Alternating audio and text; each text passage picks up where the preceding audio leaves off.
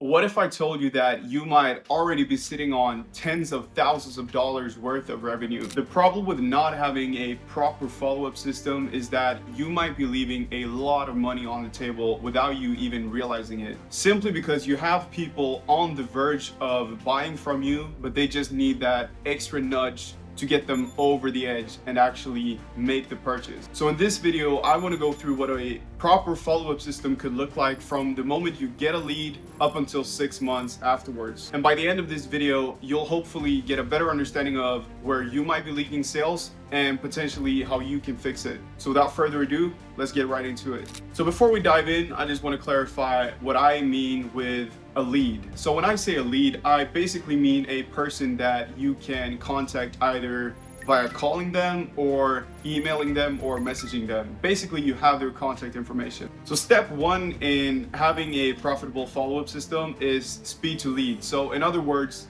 calling your leads as soon as possible. I've even heard a story of a woman being hired for a job and her only role was to call the leads as soon as they came in. So ideally what you want to aim for here is, of course, contacting them within the first minute. Now, that might not be realistic, right? If you're not able to contact them within the, let's say, the first minute or within the first hours, another thing you can do is to have SMS automation. So what an automated message could look like is, hey, I saw you were interested in booking a visit, for example. And then you can follow up with something along the lines of quick questions. What problem are you looking to solve? And the point here is that when a person has left their contact information or requested a quote or whatever it might be for your specific business, that's usually when they tend to be the highest intent. Meaning that's the point where the likelihood of them actually taking action and buying from you is the highest. And generally speaking, the longer you wait, the more that window closes. Because let's think about it. If you filled out a form, right? And you had the business or the coaching or whatever call you within 2 minutes compared to if they were to call you 7 days later, at what point do you think that you would have the highest likelihood of buying from them? This is after 2 minutes, right? So why would not people act the same way when it comes to your business? Because 7 days later, for example, you could be at the gym, you could be cooking, spending time with your family or whatever. So speed to lead is number one. Now let's head into step two. So step number two is what happens between 0 to 48 hours. And we've already touched on this, but here is where you want to call them, or if you're not able to call them within this time frame, you at least want to make sure to message them. And this is where much of the money could be made, because in this time frame, the intent is usually still relatively high. So if you were to call your leads, the way that I like to structure my calls is in 2 steps. So first is what problem they're experiencing, and secondly, if that problem were to be solved, what would that change for them? And here's the hidden bonus. When you call your leads, or whenever you have maybe an employee calling your leads, you'll get an even better insight into your target market and the pain points they're experiencing, and also what dream state they might be looking for and why they even contacted you in the first place. And this is simply because you hear the words that they use to describe their pain, and then you can use those exact words in your ad copy or on your landing page or anywhere else in your funnel. And to let you in on a little secret, when I call the unconverted leads for one of my clients, I actually have a Google Doc open. So whenever I'm talking to them, if they say like a specific pain point that I might not have heard before or might not have been informed about, I can write that down, and then we can use those words in ad copy in future campaigns, for example. And if you're thinking, okay, William, but this sounds like a lot to set up, you would be right. So if you're curious to see how implementing a system like this, including paid ads and AI automations, and how that could potentially help your business grow, DM me the word system on IG and I'll get in contact with you, and we could potentially hop on a call where we could see if it would make sense to work together. Now let's get to step number 3. Step 3 is what happens after the first few days. So in other words, your nurture sequence from, let's say, day 2 to day 7. Because the fact of the matter is that not everybody will buy from you immediately. Some people need more proof, some need more clarity, and some people need more time. So what we want to do here is either set up an automated SMS sequence or an automated email sequence. And these automated sequences is designed to handle the potential objections that they might have. For example, for one of my clients, I have an email sequence, an automated email sequence with 3 emails, where in email 1, we include social proof. In email 2, we highlight my client's experience and a problem that the target market or most of the target market aren't aware of.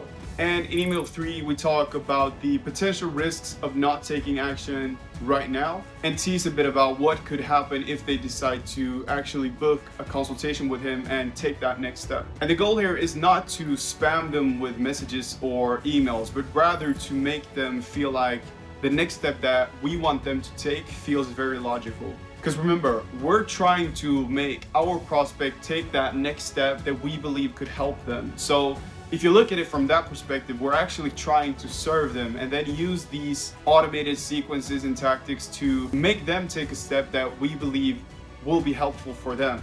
And now moving on to the fourth and the final step, and this is more so the long-term plan, the lead bank, what I like to call the lead bank and the reactivation. And what I mean by lead bank is simply all of the leads that you have that haven't bought from you, but that you could contact. So basically what we want to do here is to reactivate the leads that you already have and then monetize those leads. Because if you think about it, here you have the potential of getting new customers without having to increase ad spend. So let's say, for example, that you have a lead bank of 3,000 people and 1% of those leads decide to buy from you from, let's say you've ran an email campaign or whatever the case might be.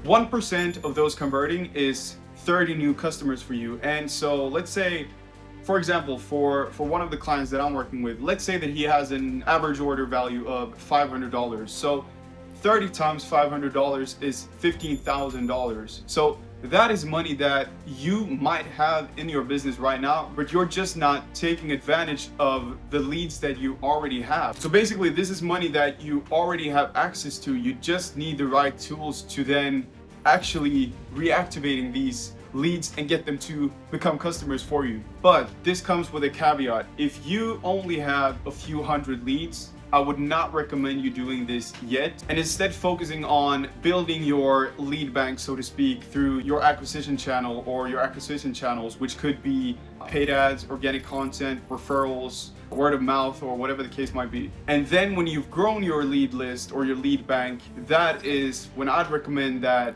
you then start your, let's say, SMS campaigns or email campaigns, for example. And just so you know, you can run successful email campaigns if you only have a few hundred leads. I'm not saying that is impossible whatsoever. I'm just saying that I don't believe that you will get the highest ROI from doing that if you only have a few hundred leads. But then when you have a lead bank of, let's say, a few thousand, then actually setting up an email campaign or an SMS campaign, that might be an activity that you want to spend time on because that could get you a solid ROI. And just to be completely transparent, reactivating leads is not something that I've done for any of my clients, but this is the long-term plan that I have for a few of them. So once your lead bank is grown, email campaigns or SMS campaigns could be a very high ROI activity for you. So to sum it up, here's the follow-up system. Number one, speed to lead is extremely important, and the faster you could contact your leads, the better. Number two, between 0 to 48 hours, call all your leads, and if you're not able to, have SMS or email automations on the back end. Step 3, and this is between 2 to 7 days, have SMS automations and email automations on the back end nurturing your leads. And then from month 1 to month 6, you can implement a reactivation system where you monetize the leads that you already have.